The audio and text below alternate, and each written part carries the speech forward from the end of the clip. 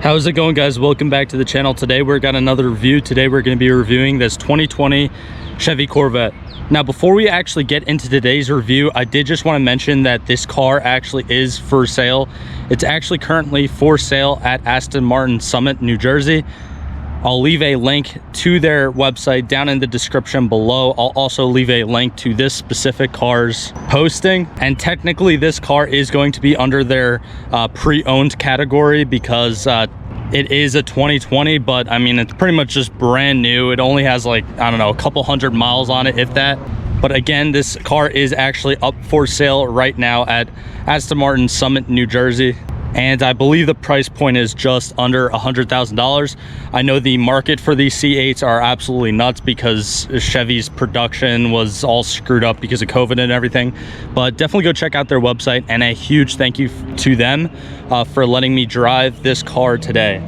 Now, right off the bat, the first thing that you can really see with this car is the Arctic white factory paint that this thing is finished in, and I think it looks absolutely phenomenal, especially with the kind of like lighter silverish gray double stripes. And I feel like this is common sense by now, but again, the C8 is very special because it's the first mid-engine Corvette, and you guys can see just from the side here, the body lines on this thing are absolutely amazing, and it is really the first, I guess, American sports car that really does replicate that kind of European supercar-esque design.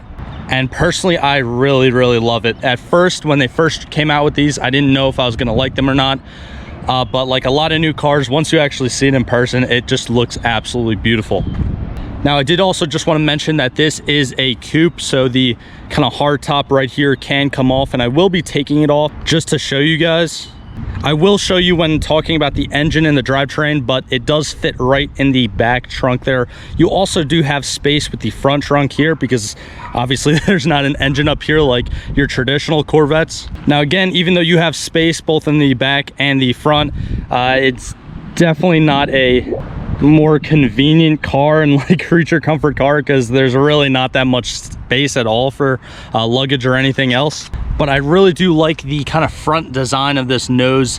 And one thing that's actually interesting is you have all these functional vents, but this little splitter that goes across there right in the middle is actually there strictly because the DOT rules and different regulations and crap. But the side vents as well, they're functional. So everything on this car is functional, which I personally really like. It's not like the new Mark V Supra where it has a bunch of fake vents everywhere.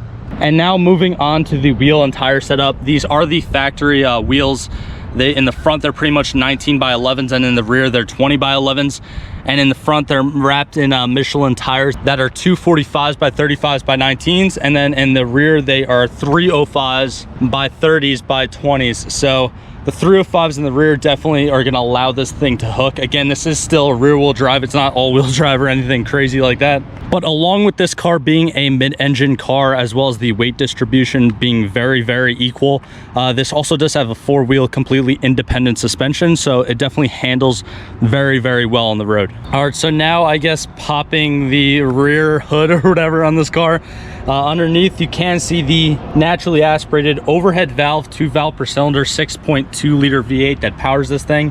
And the engine in this car is actually the LT2 V8, which is more of the traditional small block when compared to the modern double overhead cam V8s. And this LT2, as well as the LT1 found in the C7 Corvettes, are pretty much the successor to the very popular LS platform, that all the LS engines that are really reliable and a fantastic power plant. And also, despite popular belief, I feel like a lot of people think this, but this car actually does not have a flat plane crank inside of it. It still has the kind of cross plane crank, 90-degree crank, whatever you want to call it. But Chevy has already announced that the C8 Z06 will indeed have a 5.5 liter flat plane crank V8 that in theory would actually sound more like a Ferrari 458 than a traditional American muscle car. But I can guarantee you, I've already been driving this thing, and this kind of like traditional small block layout with the cross plane crank, it does sound like a traditional muscle car. And that is one thing that I feel like Chevy might have messed up when I first heard that they were coming out with the C8. I thought that they were going way too far away from their original heritage, but trust me, I mean, this car might look a lot different, but when you're actually driving it, and again underneath the hood, it still holds a lot of its roots true. Now this car actually does produce 490 peak horsepower at 6,450 RPMs and 465 foot-pounds of torque at 5,150 RPMs. And the Z51 basically just produces 5 horsepower more and 5 foot-pounds of torque more, right at 495 and 470. And a couple of cool things that are shared with this base model as well as the Z51 are the cylinder deactivation, which I believe is probably Chevy patented by now, because I know it's in the Escalades as well as the C7s. And again, I feel like I'm repeating myself, but this is the first mid-engine Corvette, so it is very, very special. And surprisingly, it does have a very good gas mileage, getting 15 miles per gallon during city driving and 27 miles per gallon during highway driving, for a combined average of 19 miles per gallon.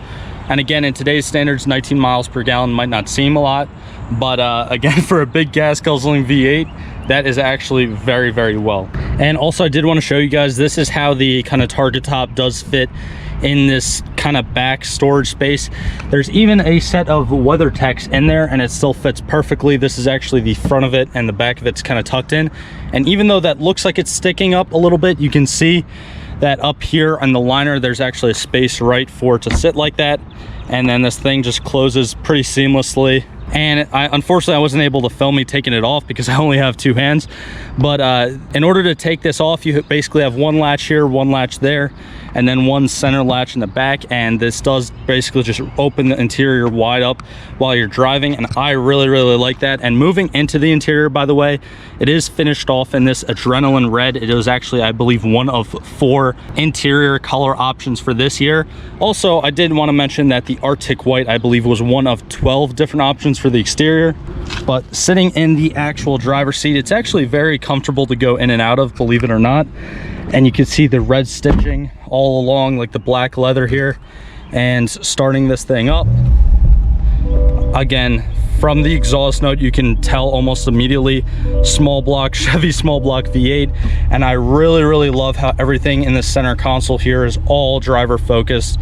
I feel like you watch any different reviews on this car on YouTube and you'll hear the same exact thing from the people. Basically, it's just phenomenal how driver focused these Corvettes are. I honestly feel the same way about the C7s. I really, really enjoy the C7s that I've driven, but these C8s are honestly a whole nother level. You do have the touchscreen infotainment system right here. And honestly, this is actually a 1LT, this car. So this is pretty much like the base model. Like, this is the cheapest Corvette you can get. It's a 1LT hardtop coupe, and it's a regular Stingray. It's not a Z51. So honestly, I mean, again, that's the cheapest you can get. And me personally, if I was in the market for a C8 Corvette, I would honestly get something like this, because this still has plenty of features and probably more than the normal person would use. And plus, you can save your money for, you know, a set of wheels, a different exhaust, something like that in the future to kind of modify these things. But anyways, now I'm actually going to take this thing out for a drive and show you guys my initial reactions. All right, guys, so now actually driving this Corvette, I do have it in track mode and manual. I feel like that's the only way to drive this car, but I've given it a little launch.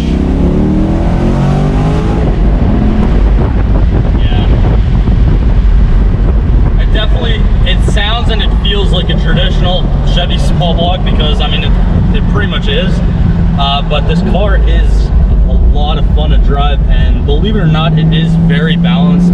I mean, again, you do get the brutal feeling and the brutal sound of the American Muscle V8, the 6.2 liter small block in the back, but it still feels incredibly balanced. And I feel like the main reason why it is balanced is, again, the mid-engine. I feel like Chevy did a fantastic job coming out with a Corvette that is mid-engine, because I mean, this thing is really a true competitor to, again, those European supercars, and it's like less than half the price than some of them. So I mean, I think this is a no-brainer if you're in the market for a C8 Corvette.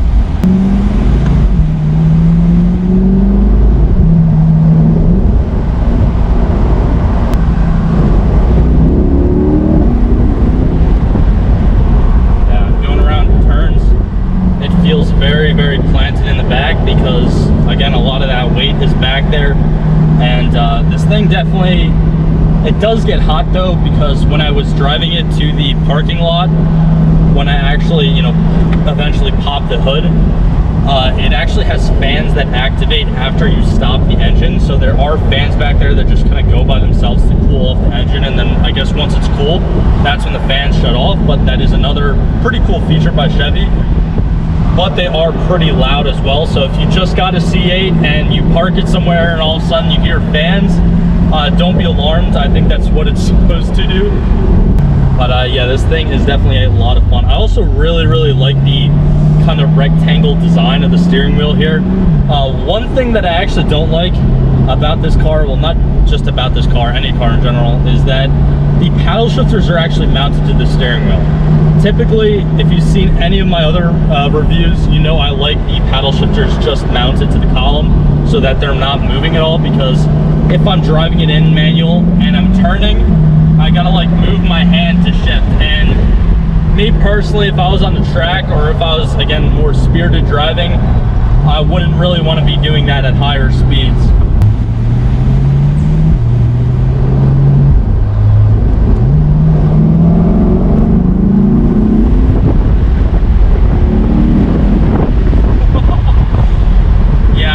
It's a little bit snappy because, again, it's rear-wheel drive, but it almost acts like it's all-wheel drive because, again, the engine's in the back there, and this thing definitely brings a smile to your face. It is just a very well-balanced machine. And this is honestly a car, and I did it before actually going to the parking lot when I was driving it.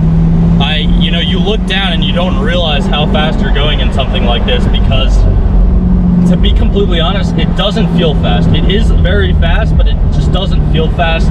Again, something like a stock Miata might feel fast, but is actually slow. This is kind of the opposite. It's a very fast car, but it just doesn't feel like that because it's just so well balanced, and the suspension works very well in this thing. I mean, mind you, it is brand new. It should work like this. There should be no problems whatsoever, but it definitely doesn't feel how even the C7s feel, because I love the C7 Corvettes, but the chassis in those cars is a little bit too rigid, and it feels almost like a truck chassis, if that makes sense. Whereas this, it's rigid, but it's rigid more in a good way, and again, it just feels much more planted. Now, that being said, there are actual little subtle pieces that Chevy did reuse from the C7 and put onto the C8, and one right off the bat is the kind of like push button door handle on the sides here, as well as I'm pretty sure some of the other interior features they definitely reused, because it definitely feels very similar to the C7 when you're actually inside of it. Obviously, again, the C8 has the much larger column in the center and the touchscreen infotainment system, but the C7s are also very driver focused as well, so you definitely get the same feeling sitting in those things. And on the channel, I have done now a C8, a couple C7s, and then the C6 that I drove. And honestly, I feel like the nicest jump in interior was from the C6 into the C7. I think the C6s are still fantastic cars in general, but the interior really was not there for me. But again, these C8s as well as the C7s are really awesome to drive just because of their interior too.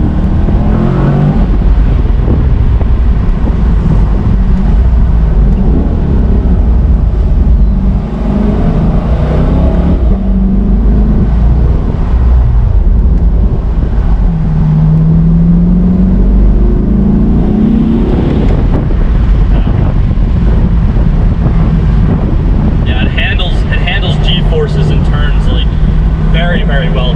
It's very well planted on the ground. I feel like I'm repeating myself, but I mean, this car is a very confidence inspiring car. I know I say that about some of the cars I drive, but again, some of the cars I drive are very sketchy, so this thing doesn't really feel sketchy at all. And probably if I had my own C8 Corvette, the first, I guess, mod that I would honestly do to it, I don't know if this would void the warranty or not, but I would definitely change out the exhaust, because number one, aesthetically, I really don't like the kind of square exhaust tips that Chevy put on these cars. So that's number one. But also number two, this thing, the engine does sound amazing, but you can tell it's very muffled from factory. I don't know how many different resonators or mufflers or things that they put in the exhaust system, but I would definitely do a cat back on this thing almost immediately. And who knows, if you're feeling insane and ambitious, you might even take the cats off, but then that would make this thing extremely loud. And I do know the one woman out in California, I think her name's Amelia or something, but she did a twin turbo C8 build, and I'm pretty sure she had a decent amount of problems with it. But now it's like really consistent and running record drag times. But I do know a lot of companies are developing a lot of different forced induction systems for these cars. But yeah, I only mention that because, again, once they do kind of develop reliable forced induction for this car, that is going to be very interesting, because I'm sure that this car and this overall drivetrain has a lot more in it. But anyways, guys, that's pretty much just gonna wrap up today's video. Again, definitely be sure to check out Aston Martin in Summit, New Jersey if you're interested in this car. I'm pretty sure they will have other C8 Corvettes available, both 2020s and 2021s.